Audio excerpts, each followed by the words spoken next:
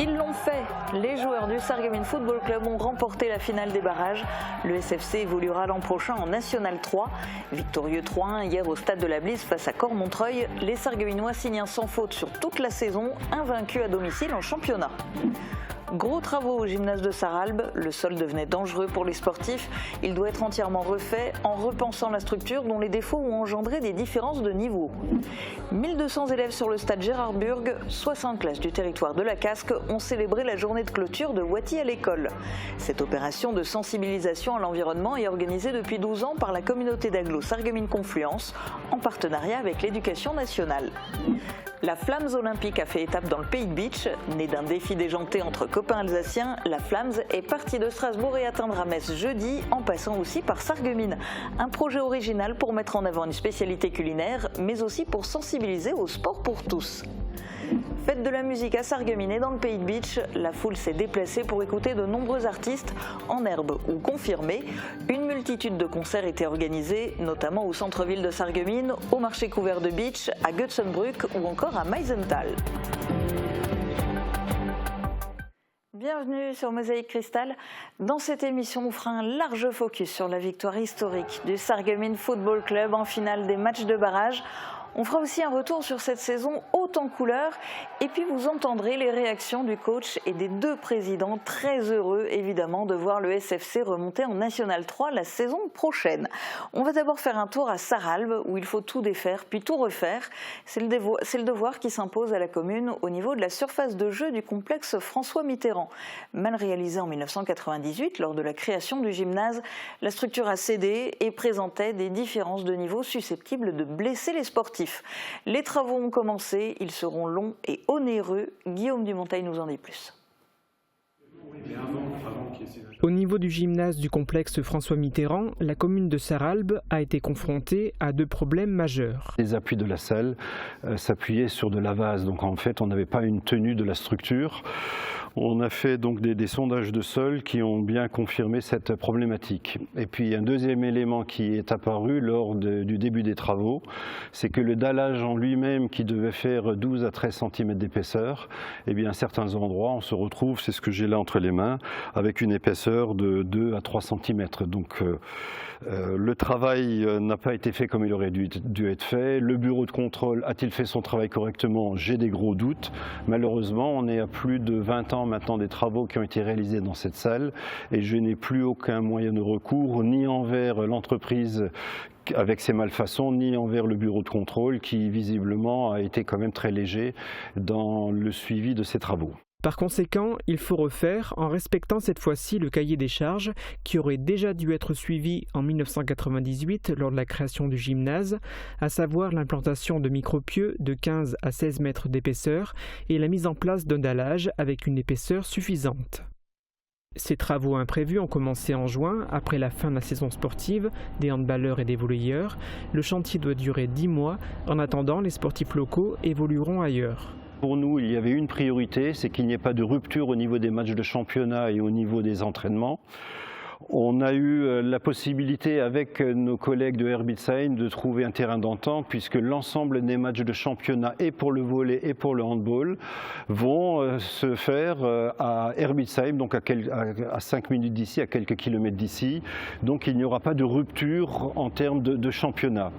Pour les entraînements, là encore, on va pouvoir s'appuyer sur la salle des sports de Herbitsheim qui répond à tous les critères et à toutes les normes qu'il faut pour des compétitions et pour des entraînements. Et on va pouvoir aussi s'appuyer sur le gymnase du collège Douaneau où le président du département nous a donné l'autorisation de l'utiliser pour des entraînements en semaine. Le montant de ces travaux imprévus s'élève à 1 100 000 € hors taxes. Il devrait se terminer en mai 2025. Un nombre record de classes ont participé au programme Watty à l'école. La Casque, avec l'inspection de l'éducation nationale, organise un projet d'éducation au développement durable depuis 12 ans. Une grande journée de clôture s'est déroulée sur le stade Gérard Burg avec tous les élèves, dont 3 classes lauréates d'un concours de réalisation d'œuvres. Reportage de Thibaut Desmerlet. 60 classes et 1200 élèves de Sarreguemines et des alentours se sont rassemblés au stade Gérard Bure pour la clôture du projet d'éducation au développement durable. Ces classes d'élémentaire et de maternelle ont tous participé au programme Wattier à l'école qui les sensibilise notamment à l'environnement. Nous disposons trois sessions de formation, 3 ateliers dans les écoles tout au long de l'année pour informer les jeunes concernant le développement durable. Cette année, le thème principal, c'était l'eau. Le projet est un partenariat entre la CASC et l'inspection de l'éducation nationale qui existe depuis 12 ans. Cette année, le programme Wattier à l'école enregistre un record de participation. Écoutez, ça fait plaisir. Plus on arrivera à toucher de monde, mieux notre planète se portera, bien entendu. Donc ça fait vraiment plaisir. Ce qui fait plaisir surtout, c'est de voir le sourire des élèves. 3 classes ont remporté un prix pour le concours de réalisation d'œuvres autour du thème de l'eau. Le public a pu voter quand elles étaient exposées à la médiathèque communautaire de Sarreguemines. Pour le cycle 1, c'est la classe de Maude Anderlin. Pour le cycle 2, la classe de Valérie Dechaume. Et le cycle 3, celle de Carole Brindaler. On est très contents, c'est la première année qu'on participe. J'avais entendu par d'autres collègues que le projet Wattier existait. Et du coup, c'est la première année qu'on participe avec les enfants, donc on est très contents. Moi, je suis super heureuse, surtout pour ma collègue, parce que vraiment, elle a fait un très chouette travail avec ses élèves. Donc ça me fait super plaisir pour elle, c'est vraiment très bien. Et je pense que c'est largement mérité. On était très heureux. On avait vu que la concurrence était rude, donc on ne s'attendait pas vraiment à être récompensé, mais on est super contents. Pendant toute la journée, les enfants ont pu participer à différents ateliers sur place. Ça fait un moment qu'on vous parle du passage de la flamme olympique en Moselle. Le grand jour, c'est jeudi, de Meisenthal à Metz, en passant par Sarreguemines. Mais si vous vous êtes baladé hier dans les forêts du Pays de Bitche, vous avez peut-être croisé la flamme olympique. Alors non, pas l'officielle qui sera dans notre arrondissement jeudi, mais une flamme délicieuse. On vous en dit plus sur ce drôle de projet dans ce reportage de Marie-Morgane Pires.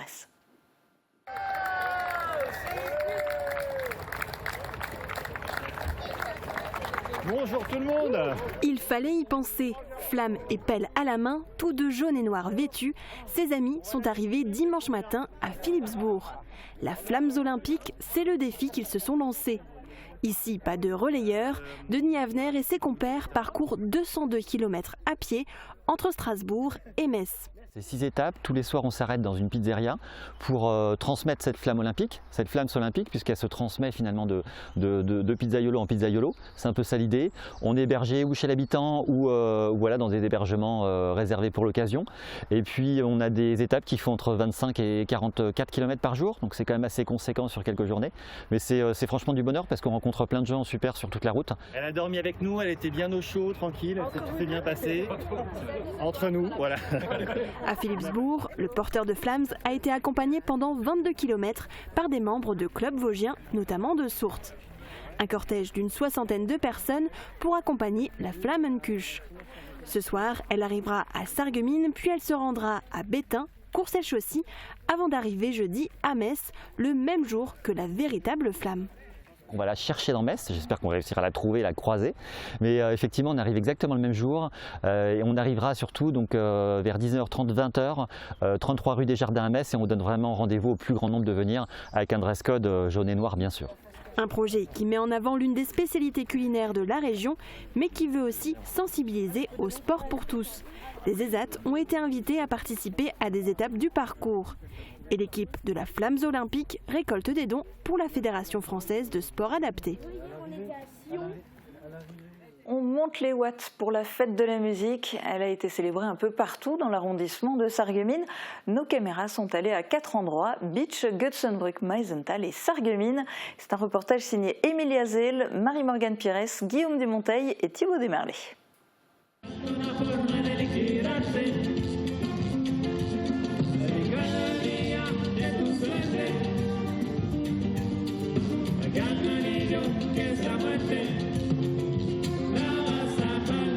Ambiance festive et latine au marché couvert de Bitche. La fête de la musique a été célébrée partout sur le territoire. Dans la cité fortifiée, le groupe Who's the Cuban a enflammé la scène.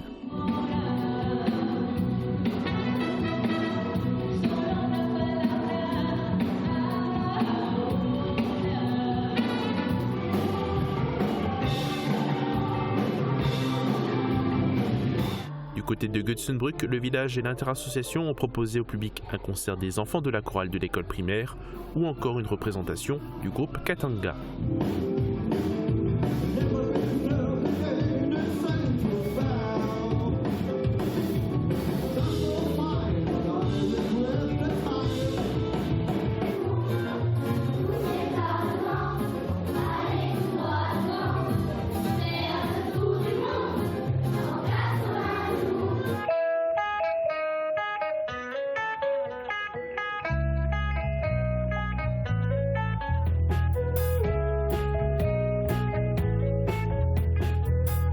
Dans le village voisin, à Meisenthal, Artopi a mis en place 4 scènes. Une dizaine de groupes majoritairement locaux sont venus pour proposer du rock et de l'électro. Des jeunes du lycée étaient aussi présents.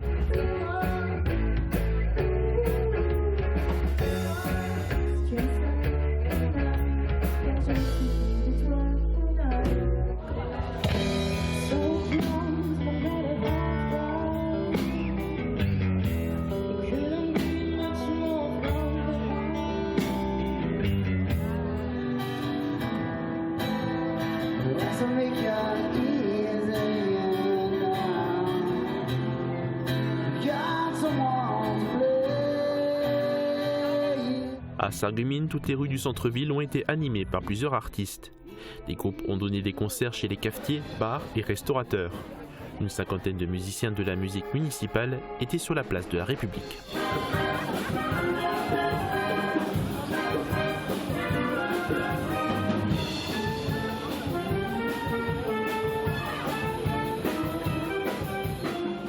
Dans un instant, on fait un large focus sur une autre fête, celle du SFC qui a célébré sa montée en National 3. Et puis vous allez voir que même la météo est à la fête. Voici les prévisions pour demain. Couverture, crépissage, peinture et isolation. Avec Moder Habitat, votre maison sera belle et confortable par tous les temps.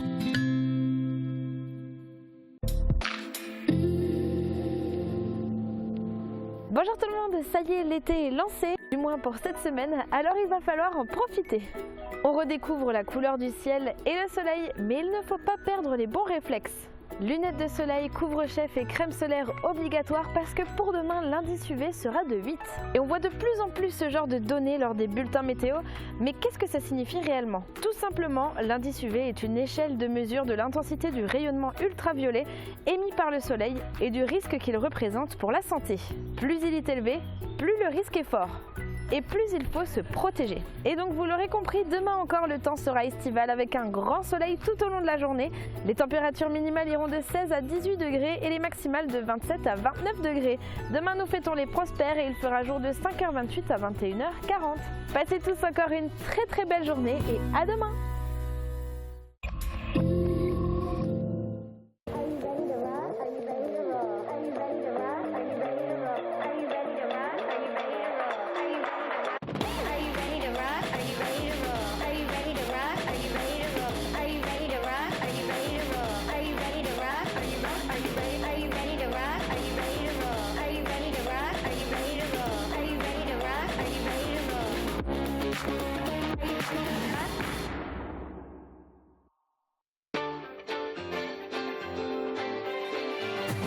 Du 28 au 30 juin, vivez un week-end de fête à Sarreguemines à l'occasion du grand festival des arts de rue de la Saint-Paul. Plus d'une quinzaine de compagnies et plus de 100 artistes pour des festivités sous le signe du rire et de l'émotion. Profitez d'animations, de spectacles gratuits et d'un marché d'artisans potiers. Ne manquez pas la déambulation magique du samedi soir avec Remue-Ménage et leur robot géant à 23h. Programme complet sur saintpaul.sarreguemines.fr. Je suis très attentif à ma santé et je n'ai pas envie de mettre mes problèmes d'audition entre les mains de n'importe qui. Chez nous, chaque patient bénéficie d'un service personnalisé. Dans nos magasins dédiés à l'audition, notre équipe est formée pour vous accompagner dans votre parcours de soins et vous offrir un service de qualité répondant à vos attentes.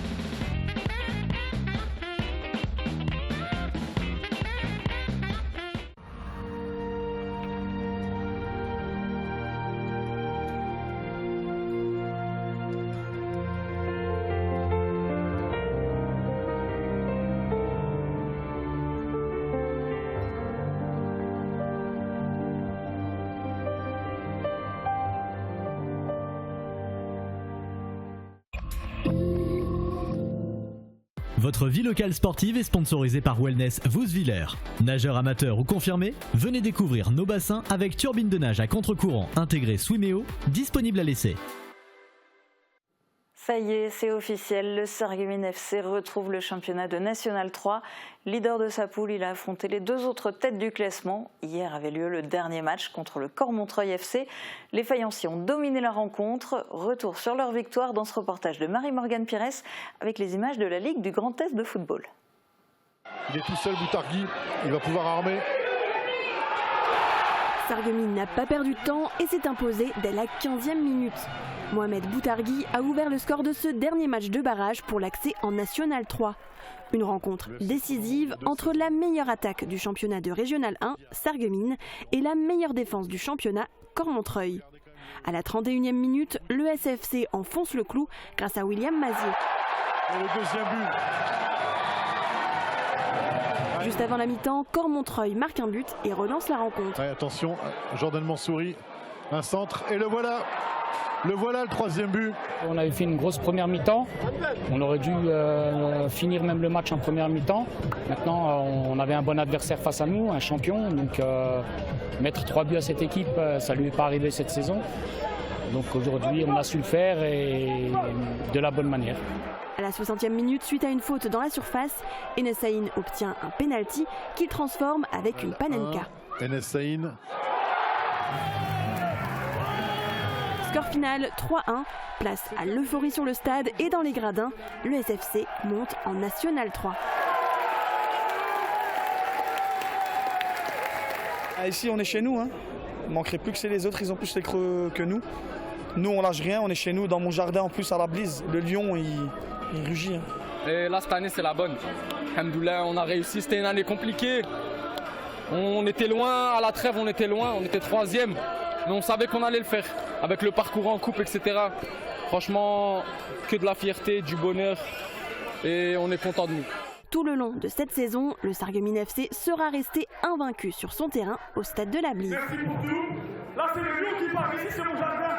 Personne n'y gagne ici. Allez, Sarreguemines! Manuel et Rudi Keller, les présidents du Sarreguemines FC, avaient évidemment le sourire scotché sur leur visage à la fin du match de barrage. Maintenant, il leur faut déjà penser à la prochaine saison. Marie-Morgane Pires a recueilli leurs impressions.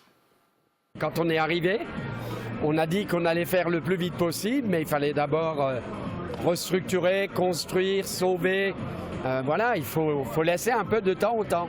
Et je trouve que le fait d'y être aujourd'hui, c'est exceptionnel. En 2 ans, voilà, alors que quand on est venu, on s'est maintenu le dernier jour, au mois de mai, il y a 2 ans. 2 ans après, montant en N3. Après une saison exceptionnelle, les gars n'ont pas coupé. Ils ont joué tout l'hiver, c'est exceptionnel. Depuis mi-décembre, on a tout gagné. À l'instant où j'ai levé les bras là pour célébrer, j'ai repensé à tout ce qu'on a vécu ici. On avait un chantier particulièrement difficile. Ouais, il va pouvoir dormir tranquille ce soir, au moins. On en a dit, ça va devenir compliqué. On en a pris vraiment beaucoup des coups de poignard dans le dos. Mais ça nous a donné une force incommensurable. On a réussi finalement à faire une saison parfaite. On était très attachés à Jamel Ferjani. C'est avec lui qu'on a bâti tout ça. Il a fait un choix personnel, le choix du cœur pour lui.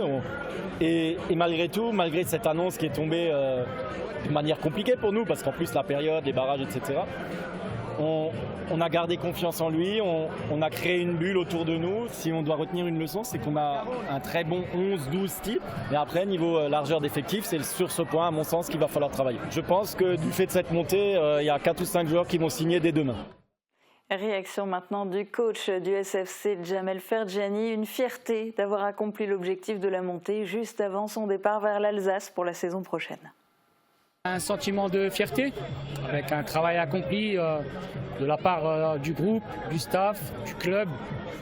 Match accompli à l'image de la saison, donc vraiment un sentiment de fierté. On voulait prendre le match par la bonne porte, avec l'identité qui nous correspond, à savoir jouer, envoyer du jeu et puis ne pas penser à l'adversaire.